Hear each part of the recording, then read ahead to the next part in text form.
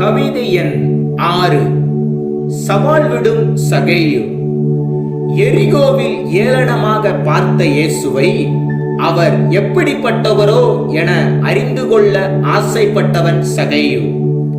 ஆயக்காரன் என பெயரெடுத்தவன், ஆபிரகாமுக்கு குமாரன் என போற்றப்பட்டவன் சகேயு.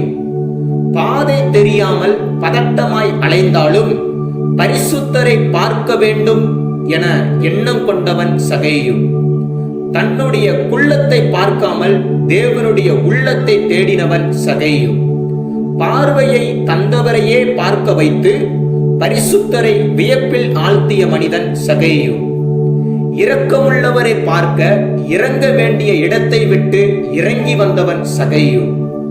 பார்த்தோர் எல்லாம் பாவி என பறைசாட்டின இடத்தில் தன் பட்சத்தில் பரிசுத்தர் ஒருவர் இருக்கிறார் என அறிந்து கொண்டவன் சகேயு. நம்பிக்கை நாயகன் உடனிருக்க நலமில்லாததை நாளத்தனையாய் திரும்ப கொடுத்தவன் சகேயு. விழிகளில் ஆர்வமுடன் அலைந்து திரிந்தவன், விண்ணவர் இயேசுவை கண்டவுடன் வீட்டிற்கு அழைத்து சென்றவன் சகேயு.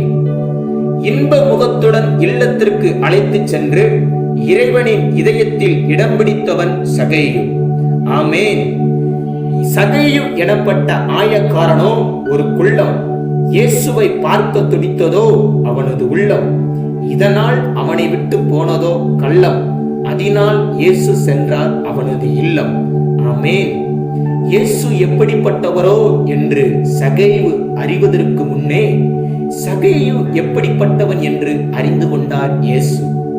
ஆம், அறிந்து கொண்ட இயேசுவிற்காக தன் வாழ்க்கையை சகேயு அர்ப்பணித்தான். சவாலாய் இயேசுவுக்காய் வாழ்ந்து காட்டினான். கர்த்தர் தாமே உங்கள் யாவரையும் ஆசீர்வதிப்பாராக. ஆமென்.